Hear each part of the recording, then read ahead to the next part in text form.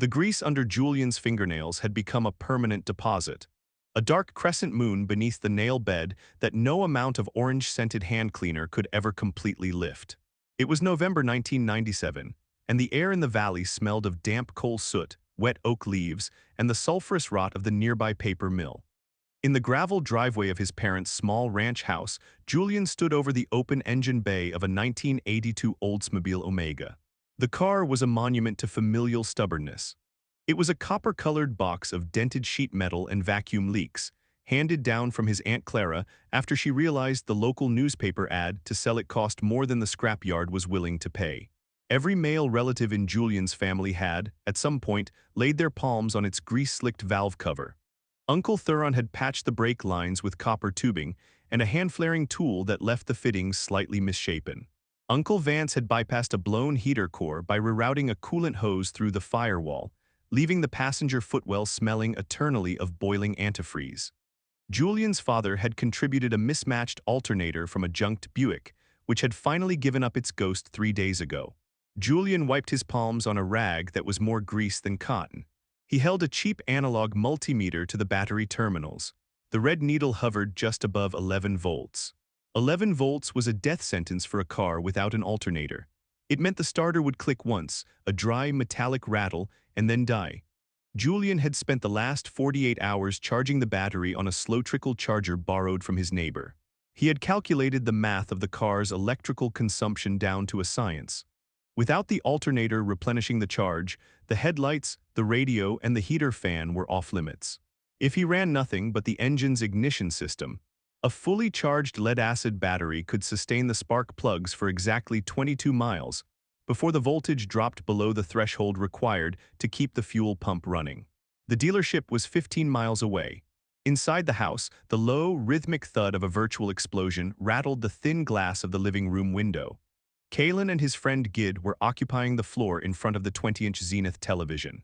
Kalen, Julian's older cousin who had been sleeping on their basement couch since dropping out of vocational school, had his thumbs wrapped around the gray, trident-shaped controller of Julian's Nintendo 64. Gid sat next to him, a half-empty bottle of Mountain Dew between his knees, his eyes bloodshot and heavy from the sweet-smelling smoke that clung to the collar of his flannel shirt. The television screen glowed with the blue-gray corridors of the facility map on GoldenEye.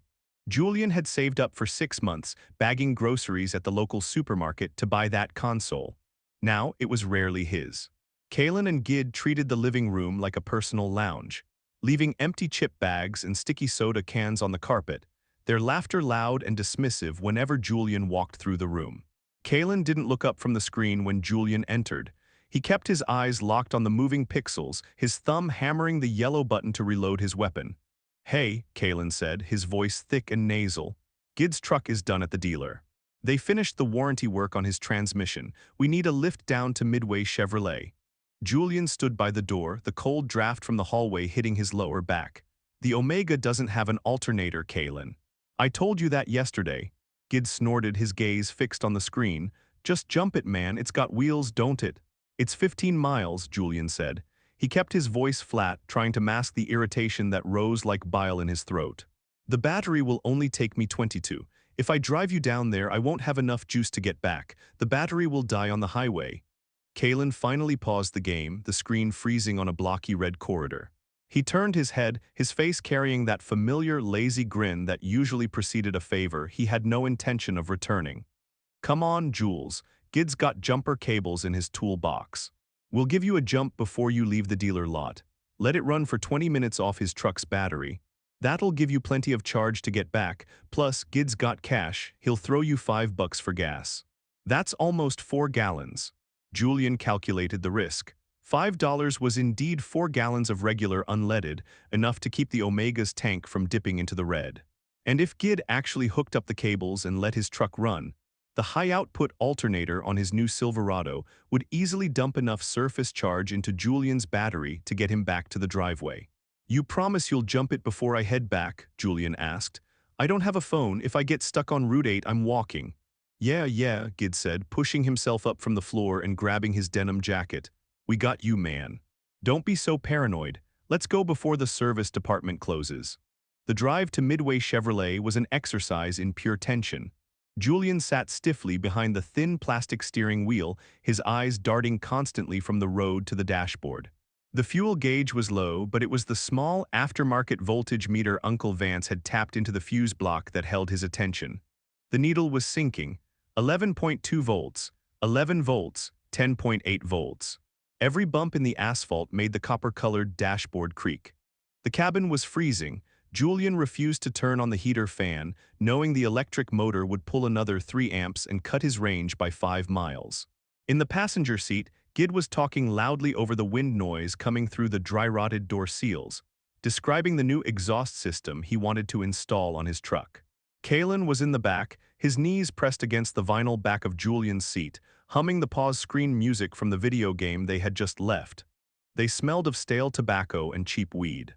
To them, the trip was a minor chore, a brief interruption in an afternoon of doing nothing. To Julian, every mile was a subtraction from a very finite bank of survival. When the massive blue and white sign for Midway Chevrolet rose out of the gray horizon, Julian let out a breath he didn't realize he'd been holding. He coasted the Omega into the dealership's service lot, pulling into a parking space near the back, away from the glittering rows of new Corvettes and Suburbans. He turned the key and the engine died with a heavy, shuddering gasp. The voltmeter dropped immediately to 10.2 volts. It was done. The battery was empty. "We'll be right back," Kalen said, slamming the passenger door hard enough to make the rusty rocker panel drop a shower of orange flakes onto the asphalt. Julian followed them inside. The service lobby was warm, smelling of expensive floor wax, new rubber, and the burnt sugar aroma of a commercial coffee maker. A man in a blue button-down shirt with the Chevrolet logo embroidered on the pocket sat behind a high oak counter, typing slowly on a computer terminal that clicked with every keystroke. Julian stood near the glass doors, his hands shoved deep into his pockets to keep them from shaking. He watched Gid sign the invoice. The service writer handed over a set of keys with a heavy plastic tag. "She's parked out front, Gid," the man said, smiling. "Transmission's shifting like a brand new watch." Gid grinned, turning the keys around his index finger. He walked toward Julian, reaching into his pocket. He pulled out a crumpled $5 bill and shoved it into Julian's hand. "Here you go, driver," Gid said. "Meet you out by your car." Julian looked at the bill. It was greasy, smelling of Gid's pocket lint. "You've got the cables right, the battery's flat. I need that 20-minute charge." Yeah, we're pulling around now," Kalen said, passing Julian with a quick pat on the shoulder that felt more like a shove. Julian walked back out into the cold afternoon. The wind had picked up, carrying the sharp scent of snow from the north. He stood by the copper driver's door of the Omega, his fingers numb. A moment later, a deep, vate rumble echoed from around the side of the service bay. Gid's truck, a midnight blue 1996 Silverado with chrome wheels and a pristine black bedliner, rolled slowly into view. Kalen was in the passenger seat, his arm hanging out the window despite the cold. Julian stepped forward, expecting the truck to nose into the space next to him. Instead, Gid lined the truck up with the exit lane. He tapped the horn once, a sharp, arrogant chirp. Julian looked at Kalen. Kalen was grinning. He looked directly at Julian, raised his hand, and slowly extended his middle finger. Gid stomped on the gas. The rear tires of the Silverado broke traction on the cold asphalt, emitting a loud, high-pitched screech that echoed off the metal walls of the service department. A small cloud of blue tire smoke rose into the cold air, followed by the sharp stink of burning rubber. The truck surged forward, turning onto the 4-lane highway and disappearing into the gray afternoon traffic. Julian stood entirely still. His hand was still wrapped around the crumpled $5 bill in his pocket. The silence of the empty parking lot settled over him, broken only by the distant hum of the interstate and the dry rattle of a plastic bag caught in the chain-link fence. His chest felt tight, the pulse in his temples throbbed like a dry piston. He walked back into the warm service lobby, his work boots squeaking loudly on the polished tile. The service writer didn't look up from his screen. "Excuse me," Julian said, his voice lower than usual. "My battery is dead. I just dropped off Gid, the guy who picked up the blue Silverado. He was supposed to jump me, but he left." The service writer kept typing. "That's shame. Do you have a booster pack or a set of cables? It would only take 15 minutes to get enough charge to get me down the road." The man stopped typing. He looked at Julian's greasy jacket, his dirty fingernails, and the rusted-out Oldsmobile visible through the large plate glass window. A look of professional indifference settled over his features. "We don't loan out tools, kid. Safety hazard, liability." I don't need to borrow them, Julian said, his voice tightening. If someone could just pull a truck over for 5 minutes.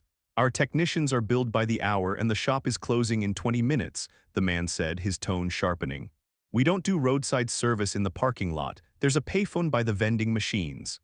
Julian stared at him. He wanted to reach over the oak counter, grab the man's blue collar and drag him through the glass.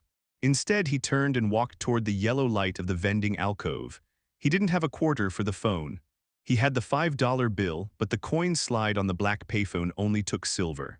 He had to ask the cashier at the parts counter for change, enduring another long, silent look of evaluation before the woman slid 4 quarters across the formica. Julian stood at the payphone for 40 minutes. In 1997, you memorized the numbers that mattered. He called his house. No answer. His mother was working the late shift at the hospital and his father was at the Union Hall. He called Uncle Thuron. No answer. He called Uncle Vance. Busy signal. Vance's daughter was likely tying up the line talking to her boyfriend. With each dial, the black iron receiver felt heavier in his hand. The black plastic casing of the phone was cold against his ear, smelling of old tobacco and other people's breath. Finally, he dialed the number for Artie. Artie was an old family friend, a retired machinist who lived 3 miles down the road from Julian's parents. He was 70, drove a rusted Ford F-150 that smelled of wet hound dog, and spent his days rebuilding lawnmower engines in his basement. The phone rang 4 times before a gravelly voice answered. Yeah, Artie, it's Julian Vance. A pause. Julian, what's broke? My battery's dead at Midway Chevrolet on Route 8. I don't have an alternator. I got stranded. Another long pause. Julian could hear the faint sound of a television game show in the background. Midway, that's 12 miles out. Give me an hour. I gotta find my coat. Thank you, Artie. Don't thank me yet. That Ford's running on 7 cylinders. See you after dark. Julian sat in the plastic chairs of the service lobby until the staff locked the front doors at 6 o'clock. A security guard in a gray uniform politely but firmly escorted him out into the gravel lot. Julian sat in the driver's seat of the Omega, the cold of the vinyl seeping through his jeans, freezing his thighs. He didn't turn on the interior dome light.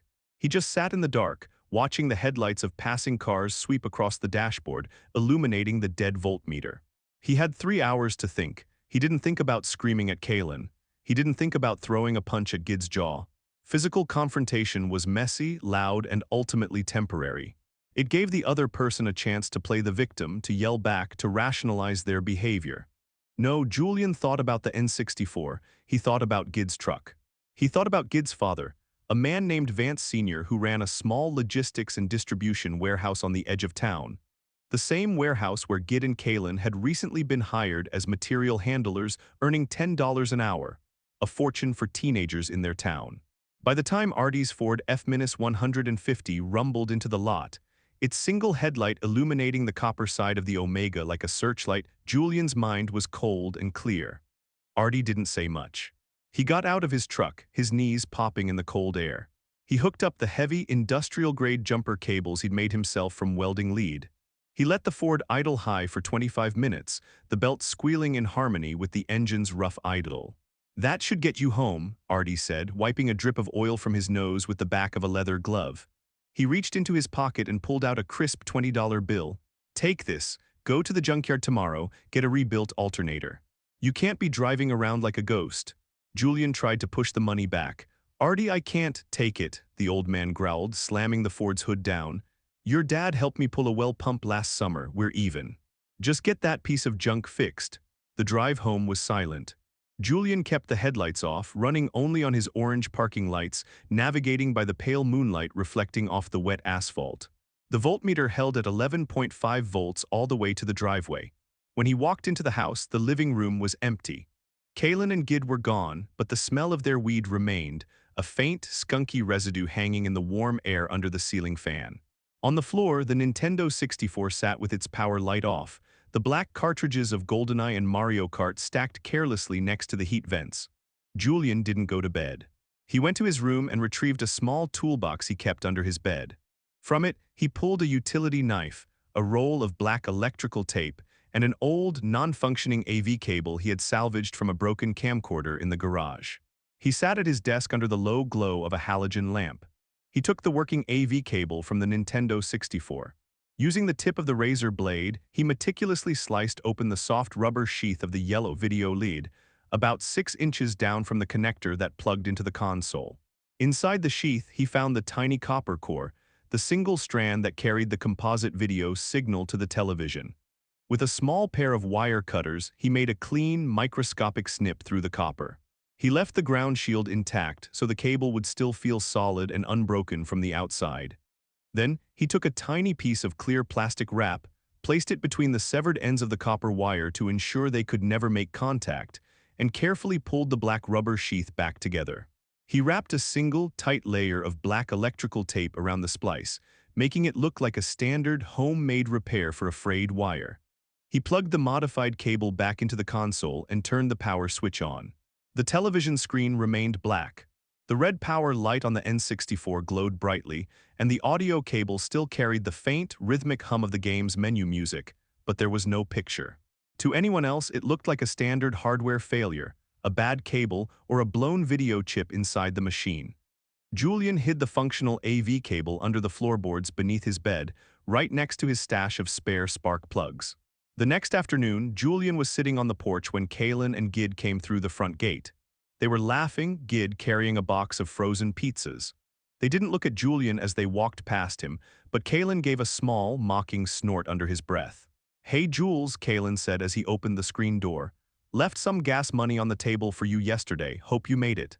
Julian didn't answer, he just watched them go inside. 3 minutes later, the shouting started. "What the hell is wrong with this thing?" Gid's voice came through the open living room window. "The light's on, but there's nothing on the screen."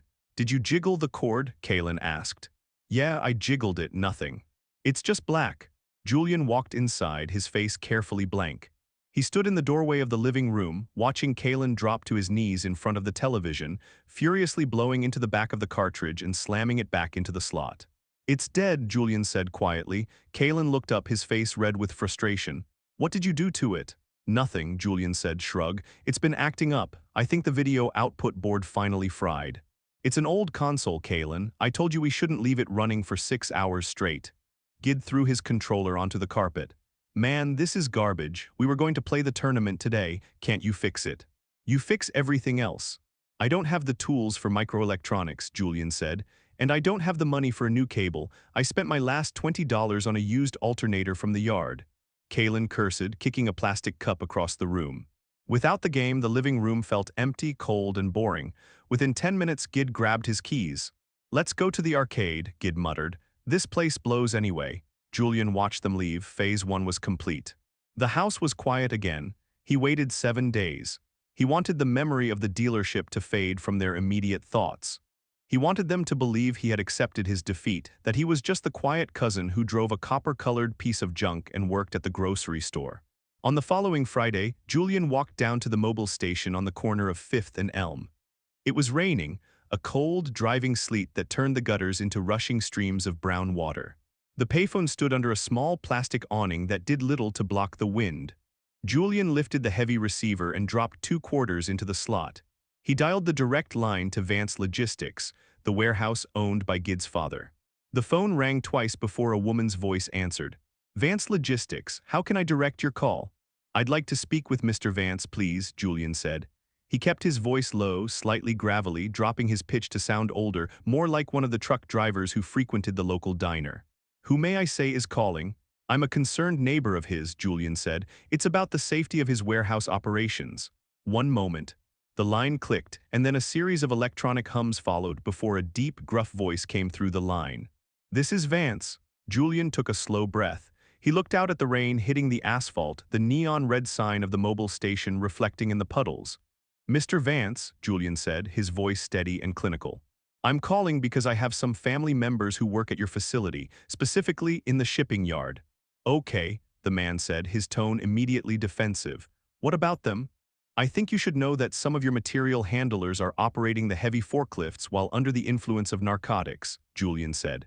He spoke with a quiet, professional detachment, as if he were reading a safety report. "Specifically marijuana, they've been boasting about it around the neighborhood. They think it's a game." A long, heavy silence came over the line. Julian could hear the faint sound of a diesel engine idling somewhere in the background of the office. "Who is this?" Vance asked, his voice dropping an octave. That doesn't matter, Julian said. What matters is the liability. A 3-ton forklift carrying a pallet of steel fasteners can easily crush a man's chest if the operator's reaction time is delayed by 10 seconds. If OSHA gets wind of an accident, or if an insurance adjuster finds out your operators are high on the clock, the liability would be significant. Julian used the word liability deliberately. He knew, from listening to his father talk about the union contracts, that liability was the one word that made business owners break into a cold sweat. Do you have names? Vance asked, his voice tight. Your son Gid, Julian said, his voice remaining flat and neutral. And his friend Kalen, they play video games at my cousin's house all afternoon, smoking before they head in for the evening shift. I'm just concerned for the safety of the other men on the floor, Mr. Vance. It would be a shame if someone got hurt because of a lack of oversight. The line was quiet for 5 seconds. Julian could hear Vance's heavy breathing. I'll look into it, Vance said, and then the line went dead with a sharp, mechanical click. Julian hung up the receiver. He reached into the coin return, but there were no quarters. He didn't mind. He walked back home through the cold rain, his jacket soaked through to the shoulders, his face completely expressionless. 6 days later, Julian was sitting at the kitchen table, reading a car magazine and drinking a cup of instant coffee. The house was quiet. His parents were out shopping, and the only sound was the hum of the refrigerator. Suddenly, the front door was thrown open with such force that the brass doorknob punched a hole into the drywall behind it. Kalen stumbled into the kitchen, his face pale, his eyes wide and bloodshot. He looked like he hadn't slept in 3 days. He was shaking, his hands shoved into the pockets of his dirty hooded sweatshirt. Those bastards, Kalen screamed, slamming his fist onto the kitchen counter. Those absolute bastards. Julian didn't look up from his magazine. He slowly turned the page, looking at an article about the new Elson engine. What happened? They drug-tested us, Kalen yelled, his voice cracking with a mix of rage and panic. The whole warehouse, out of nowhere, Gid's dad walked in on Tuesday with some private clinic company. Made everyone pee in a cup right there in the break room. No warning, no nothing. Julian took a sip of his coffee. And we failed, Kalen screamed, his chest heaving. Both of us. Gid's dad fired me on the spot. He didn't even let me pack up my locker. He had the security guard escort me to the gate like I was some kind of thief. That's tough, Julian said, his voice completely level. What about Gid? Kalen let out a dry, hysterical laugh. Gid, his dad took his keys. He took the Silverado back. He told Gid if he wanted the truck, he had to pay off the note himself, but since he doesn't have a job now, the dealer's taking it back next week. Gid's stuck at home, grounded. His dad's making him work 20 hours a week clearing brush behind the warehouse for $5 an hour under the table. Kalen began pacing the kitchen floor, his boots leaving wet, muddy tracks on the linoleum. It makes no sense, man. We were careful. We never smoked on the property. Someone must have talked. Some snitch from school, or maybe one of the older guys on the dock who didn't like Gid's truck. I swear if I find out who did it, I'll kill them. Julian watched his cousin pace. He looked at the mud on the floor, the same mud Kalen had dragged through the house for months without ever cleaning it up. It's a tough economy, Kalen, Julian said, his voice carrying a soft, almost sympathetic tone. You have to be careful. People are looking out for their own interests. I don't have a car, Julian, Kalen cried, stopping in front of the table, his eyes wet with angry tears. I don't have a license. How am I supposed to get to another job? The bus doesn't run out to the industrial park. I'm stuck here. You can always walk, Julian said. It's only 12 miles. Kalen stared at him, his mouth opening slightly, but he found nothing to say. The sheer weight of his situation seemed to crush him right there in the middle of the kitchen. He turned and walked down the hall to the basement, his footsteps heavy and hollow on the stairs. Julian sat in the kitchen for a long time after the basement door clicked shut. He looked out the window at the copper Oldsmobile sitting in the driveway. That afternoon, Julian went out to the car. He had installed the rebuilt alternator he'd bought with Artie's $20. He turned the key. The engine caught instantly, a low, steady rumble that vibrated through the frame. He checked the voltmeter. The needle sat perfectly rock solid at 14.2 volts. He reached into his pocket, pulled out the greasy $5 bill Gid had given him, and smoothed it out on the passenger seat. He would use it to buy gas. He drove down to the local hardware store, bought a small tub of drywall spackle to fix the hole behind the front door, and then came back home. He spent the evening in his room, the door locked, the functional N64 cable plugged back into the machine. He played GoldenEye alone in the dark, the silent corridors of the game moving across his face in shades of blue and gray. He was a model citizen now. He kept his car running, he paid his debts, and he always looked out for the safety of his community.